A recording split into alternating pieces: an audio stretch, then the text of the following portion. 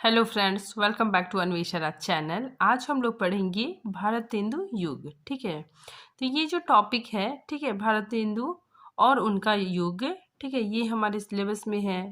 तो इस टॉपिक को हम लोग पूरे विस्तार से पढ़ेंगे। ठीक है, और ये जो भारतेंदु युग है, ठीक है, ये काफ़ी इम्पोर्टेंट है।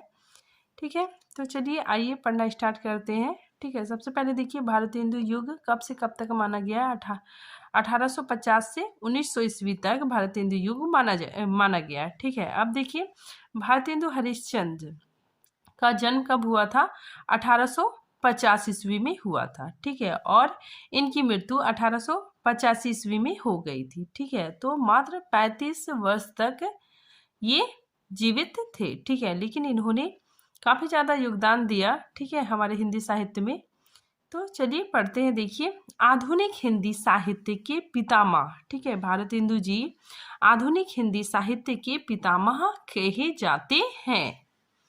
ठीक है, आगे देखिए, डॉक्टर रामविलास शर्मा ने इस नव जागरण का आरंभ 1847 ईस्वी के प्रथम स्वतंत्रता संग्राम से माना है। ठीक है, तो हम लोग जानते हैं कि प्रथम स्वतंत्रता संग्राम 1847 ईस्वी में हुआ था। ठीक है, तो डॉक्टर रामविलास शर्मा ने इस नव जागरण का आरंभ 1847 ईस्वी के प्रथम स्वतंत्रता संग्राम से माना है। ठीक है, और भारतेंदु जी को हिंदी नव जागरण के अग्रदूत कहा है। ठीक है, तो भारतेंदु जी को इन्होंने हिंदी नव जागरण का अग्रदूत कहा है।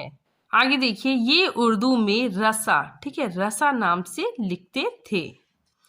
1880 में रास सुधा निधि नामक पत्रिका में पंडित रघुनाथ, ठीक है, पंडित सुधाकर द्विवेदी, पंडित रामेश्वर दत्त व्यास के प्रस्ताव पर भारतेंदु की उपाधि दी गई। ठीक है, तो भारतेंदु हरिश्चंद्र को भारतेंदु की उपाधि दी गई। ठीक है, रास सुधा नामक पत्रिका में, ठीक है, इन लोगों के प्रस्ताव से इन्हें भारतेंदु की उपाधि दी गई। 1868 ईस्वी में कवि वचन सुधा तथा 1873 ईस्वी में हरिश्चंद्र मैगजीन का संपादन किया। ठीक है, तो भारतेंदु हरिश्चंद्र जी 1868 ईस्वी में कवि वचन सुधा, ठीक है, काफी इंपॉर्टेंट है, कवि वचन सुधा, और 1873 ईस्वी में हरिश्चंद्र मैगजीन का संपादन किया। फिर आगे देखिए, इस युग के साहित्यकारों ने गद्य के लिए खड़ी बोली। ठीक है, तो इस युग के साहित्यकार क्या करते थे, गद्य के लिए खड़ी बोली और काव्य मतलब कविता के लिए ब्रज भाषा को अपनाया। फिर आगे देखिए, आचार्य रामचंद्र शुक्ल ने आधुनिक काल को गद्य काल कहा है। ठीक है, तो आचार्य रामचंद्र शुक्ल ने आधुनिक काल को गद्य काल नाम दिया है। भारतेंदु युग को पुनः जागरण काल भी कहा जाता है। ठीक है, आगे देखिए, भारतेंदु युग का नामकरण भारतेंदु हरिश्चंद्र के नाम पर हुआ। ठीक है, तो इन्हीं के नाम पर एक मतलब युग का नामकरण कर दिया गया। ठीक है, तो भारतेंदु युग का नामकरण भारतेंदु हरिश्चंद्र के नाम पर हुआ है। आगे देखिए, आधुनिक हिंदी काव्य का प्रथम उत्थान कब से कब तक माना गया है। देखिए, 1868 से 1893 ईस्वी तक भारतेंदु युग का प्रारंभ होता है। आचार्य रामचंद्र शुक्ल हिंदी साहित्य के आधुनिक काल को तीन उत्थानों में बांटे हैं। ठीक है, तो आचार्य रामचंद्र शुक्ल जी ने आधुनिक काल को तीन उत्थानों में बांटे हैं। ठीक है, देखिए कौन कौन है। देखिए, आधुनिक काल तो इसको तीन वर्गों में बांटे हैं। पहला प्रथम उत्थान, फिर द्वितीय उत्थान और तृतीय उत्थान। ठीक है, तो प्रथम उत्थान 1868 ईस्वी से 1893 ईस्वी तक, ठीक है, इसे भारतेंदु युग नाम दिया गया।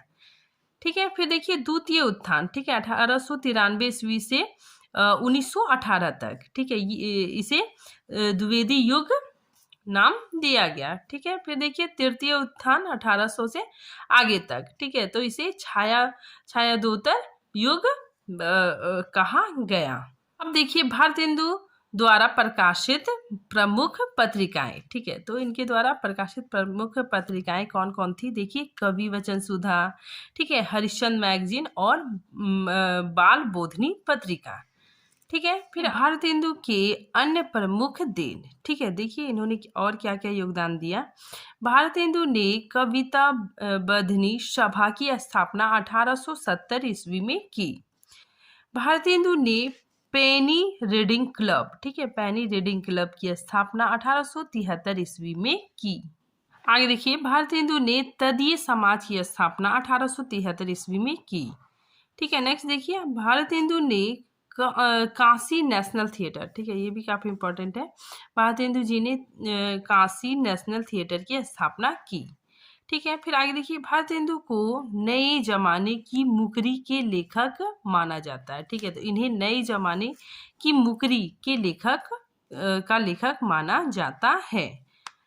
फिर नेक्स्ट देखिए, भारतेंदु को हिंदी का प्रथम नाटककार भी माना जाता है।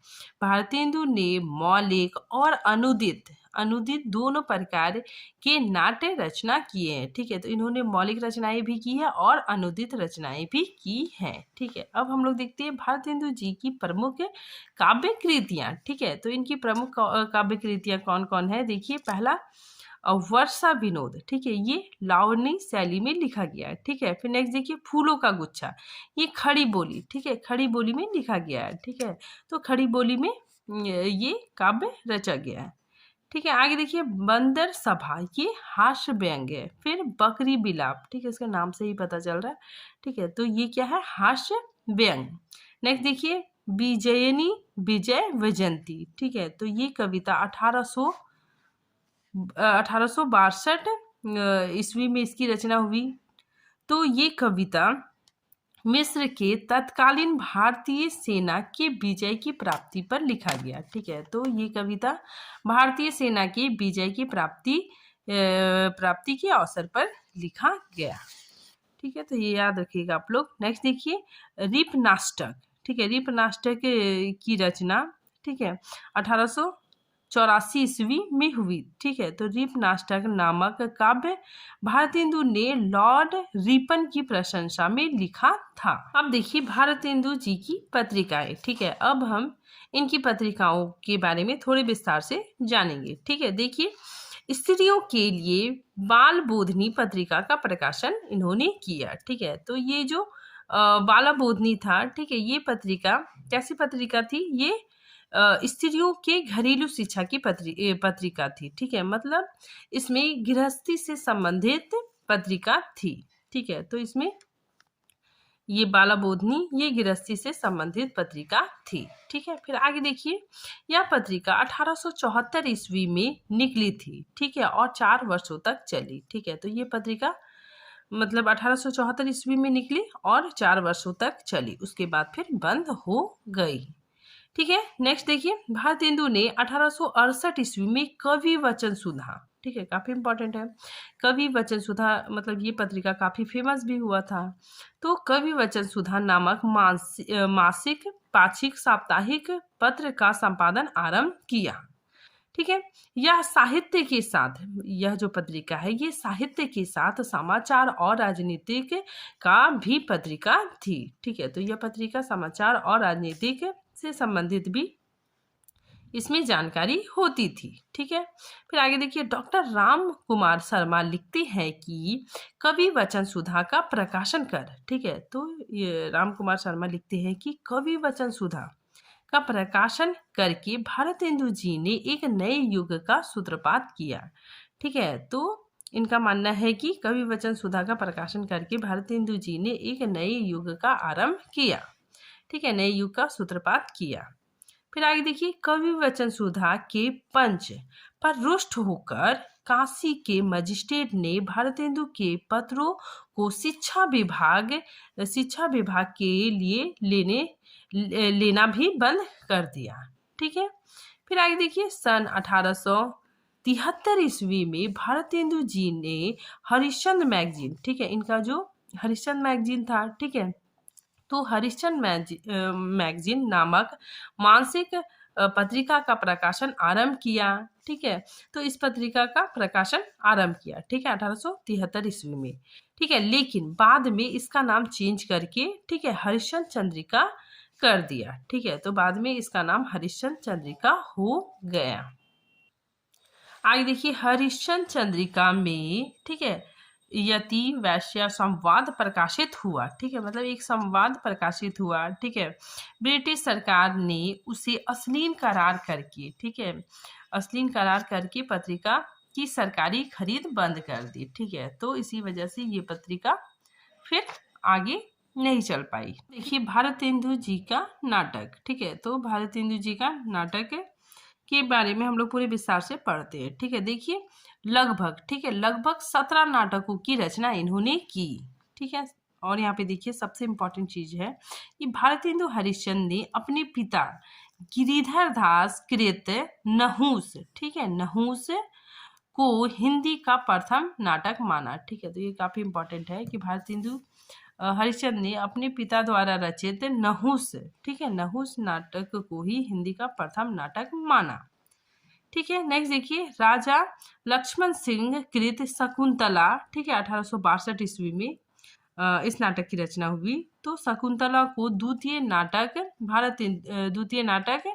भारतेंदु जी ने माना, ठीक है। प्रथम नाटक तो नहुस को माना और द्वितीय नाटक शकुंतला को माना, ठीक है, जो राजा लक्ष्मण सिंह द्वारा रचित था, ठीक है। फिर आगे देखिए अपने द्वारा, मतलब खुद के द्वारा, अपने द्वारा लिखे विद्या सुंदर 1868 ईस्वी में ये रचना रची गई, ठीक है। तो विद्या सुंदर को तृतीय नाटक इन्होंने माना है, ठीक है। फिर नेक्स्ट देखिए श्रीनिवास दास के तप्ता सवरण, ठीक है, 1883 ईस्वी में, ठीक है, इस नाटक को चौथा नाटक माना है। आगे देखिए अनुदित एवं रूपांतरित नाटक, ठीक है, तो इन्होंने कुछ मौलिक नाटक भी लिखे, ठीक है, और कुछ अनुदित नाटक भी लिखे, ठीक है। तो सबसे पहले हम लोग मौलिक नाटक पढ़ते हैं, देखिए कौन कौन सी है, ठीक है, ये सब इम्पोर्टेंट है, ठीक है। प्रमुख मौलिक नाटक भारतेंदु जी का है, ठीक है। तो देखिए कौन कौन है। पहला वैदिकी हिंसा हिंसा न भवती, ठीक है, 1863 ईस्वी में, ठीक है, ये क्या एक प्रहसन नाटक है, ठीक है। नेक्स्ट देखिए प्रेम जोगनी 1875 ईस्वी में, ठीक है, श्री चंद्रावली, ठीक है। फिर देखिए विषयम औषधम, ठीक है, भारत दूरदशा, ये भी काफी इंपॉर्टेंट है, ठीक है, 1880 ईस्वी में रचित है, ठीक है, नाट्य रासक है ये। फिर नील देवी, ये 1881 ईस्वी में रचित है और ये ऐतिहासिक गीति रूपक के रूप में लिखा गया है, ठीक है। फिर अंधेर नगरी नाटक, ठीक है, ये भी एक प्रहसन है और 1881 ईस्वी में रचित है। फिर आगे देखिए सती प्रताप, ठीक है, ये नाटक अपूर्ण है, ठीक है। तो देखिए सती प्रताप 1883 ईस्वी में, ठीक है, ये अपूर्ण केवल 4 दृश्य इसके रचे गए, ठीक है, और ये गीति रूपक में है। और सती प्रताप इसमें क्या है कि सावित्री और सत्यवान की कथा का वर्णन है, ठीक है, जिसे बाद में बाबू श्याम कृष्णदास ने पूरा किया था, ठीक है। अब देखिए मौलिक नाटकों के बारे में कुछ विशेष तथ्य, ठीक है। देखिए वैदिकी हिंसा हिंसा ना भवती, ठीक है, ये नाटक 1873 ईस्वी में रचा गया, ठीक है, और ये प्रहसन है और इसमें धर्मानुयायियों के पाखंड का चित्रण किया गया है, ठीक है। नेक्स्ट देखिए विषयक विषम औषधम में, ये क्या है, ये एक पात्रीय नाटक है, ठीक है, और ये 1876 ईस्वी में रचित है।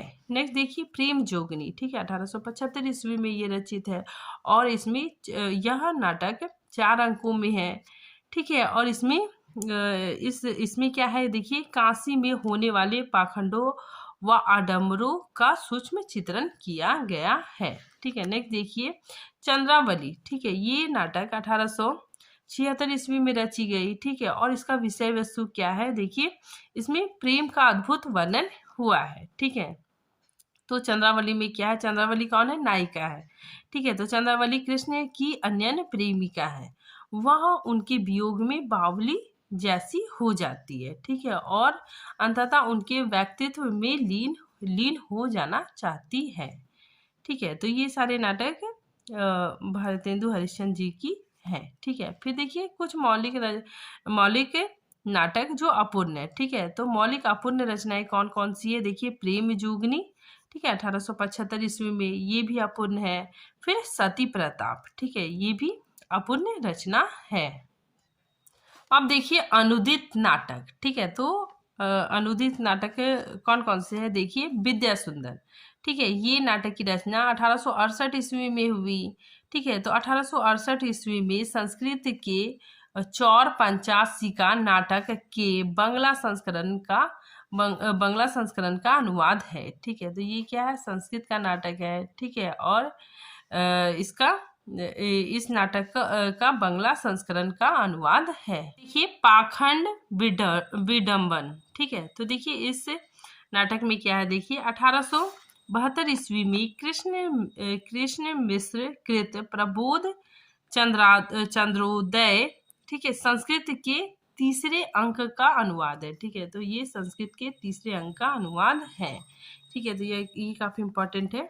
ठीक है, फिर आगे देखिए धनाजय विजय, ठीक है, ये 1873 ईस्वी में कंचान कविकृत व्याग योग संस्कृत का अनुवाद है। ठीक है, तो ये भी अनुदित रचना है। ठीक है, और व्यायोग क्या है, एक प्रकार का नाटक है। ठीक है, और इसी का अनुवाद है। नेक्स्ट देखिए कपूर मंजरी, ठीक है, कपूर मंजरी 1875 ईस्वी से 1876 ईस्वी तक। ठीक है, इसमें देखिए राजशेखर कृत शुद्ध प्राकृत में रचित, ठीक है, षटक कृति का अनुवाद है। ठीक है, तो किसका अनुवाद है, प्राकृत में रचित षटक कृति का अनुवाद कपूर मंजरी है। ठीक है, नेक्स्ट देखिए मुद्रा राक्षस, ठीक है, ये काफी इंपॉर्टेंट है, पूछा जाता है मुद्रा राक्षस किसकी रचना है, तो भारतेंदु जी की है। ठीक है, तो देखिए 1868 ईस्वी में विशाख दत्त कृत मुद्रा राक्षस संस्कृत का अनुवाद है। ठीक है, तो इनके द्वारा रचित, विशाखा दत्त द्वारा रचित मुद्रा राक्षस संस्कृत का अनुवाद है। ठीक है, नेक्स्ट देखिए दुर्लभ बंधु, ठीक है, ये 1880 ईस्वी में शेक्सपियर द्वारा कृत मार्चेंट ऑफ वेनिस के प्रथम दृश्य का अनुवाद है। यह अनुवाद कार्य अपूर्ण मतलब अधूरा, ठीक है, अपूर्ण रह जाने पर बाद में रामशंकर व्यास तथा राधा कृष्ण दास ने पूरा किया था। ठीक है, फिर आगे देखिए इसी के बारे में बताया जा रहा है कि यह अनुदित कृति 1880 ईस्वी में हरिश्चंद्र चंद्रिका तथा मोहन चंद्रिका में प्रकाशित हुई। ठीक है, तो ये जो नाटक है दुर्लभ नाटक, ठीक है, ये हरिश्चंद्र चंद्रिका तथा मोहन चंद्रिका में प्रकाशित हुई थी। आगे देखिए भारतेंदु जी का निबंध, ठीक है, तो इनकी प्रमुख निबंध कौन कौन से थे, ठीक है, उसके बारे में हम लोग पढ़ते हैं। देखिए आचार्य रामचंद्र शुक्ल हिंदी के प्रथम निबंधकार के रूप में भारतेंदु हरिश्चंद्र को मानते हैं। ठीक है, तो आचार्य रामचंद्र शुक्ल प्रथम निबंधकार के रूप में भारतेंदु हरिश्चंद्र को मानते हैं।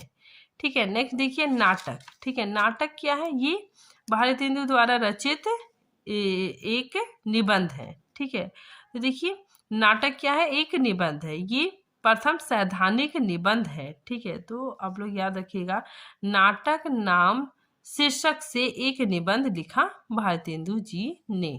आगे देखिए काल चक्र इनके द्वारा रचित निबंध है। ठीक है, नेक्स्ट लेवी प्राण लेवी, फिर नेक्स्ट भारत वर्षोन्नति कैसे हो सकती है। ठीक है, ये भी निबंध भारतेंदु जी का है। ठीक है, ये काफी इंपॉर्टेंट है, पूछा जाता है। ठीक है, तो देखिए इस निबंध में क्या है, 1884 ईस्वी में बलिया के दादरी मेले में पहली बार भाषण के रूप में पढ़ा था। ठीक है, इस निबंध को भारतेंदु जी ने भाषण के रूप में पढ़ा था। ठीक है, तो ये काफी इंपॉर्टेंट भी है। नेक्स्ट देखिए काशी कुसुम, ये भी भारतेंदु के द्वारा रचित निबंध है। ठीक है, फिर संगीत सार, जातीय संगीत, हिंदी भाषा, ठीक है, नेक्स्ट स्वर्ग में विचार भाषा। ठीक है, तो ये रचनाएं भारतेंदु जी की निबंध है। ठीक है, फिर आगे देखिए भारत दूरदशा, अंधेर नगरी, सत्य हरिश्चंद्र इनकी प्रसिद्ध मौलिक नाटक है। ठीक है, अब देखिए भारतेंदु ने श्रृंगार, भक्ति, प्रेम, समाज सुधारक इत्यादि विषयों पर काव्य रचनाएं की हैं। ठीक है, अब हम लोग कुछ विशेष बातों के बारे में भी जानते हैं। ठीक है, कुछ इम्पोर्टेंट फैक्ट। ठीक है, तो देखिए शीतला प्रसाद त्रिपाठी कृत नाटक जानकी मंगल, ठीक है, इनके द्वारा रचित नाटक जानकी मंगल 1868 ईस्वी में काशी में खेला गया था, ठीक है, और जिसमें लक्ष्मण लक्ष्मण का अभिनय भारतेंदु हरिश्चंद्र जी ने किया था, ठीक है। नेक्स्ट देखिए, नील देवी में पागल, ठीक है, पागल की भूमिका भी भारतेंदु हरिश्चंद्र जी ने निभाया था, ठीक है। फिर नेक्स्ट देखिए, नेशनल थिएटर की स्थापना किया, ठीक है, तो भारतेंदु जी ने नेशनल थिएटर की स्थापना किए थे, ठीक है। नेक्स्ट देखिए, आचार्य हजारी प्रसाद द्विवेदी ने भारतेंदु द्वारा लिखित पुण्य प्रकाश चंद्र प्रभा को हिंदी का प्रथम उपन्यास घोषित किया है, ठीक है, तो ये भी काफी इम्पोर्टेंट है, ठीक है। तो आज ये टॉपिक यहीं पे खत्म होता है, ठीक है, मिलते हैं नेक्स्ट टॉपिक के साथ, तब तक के लिए थैंक यू।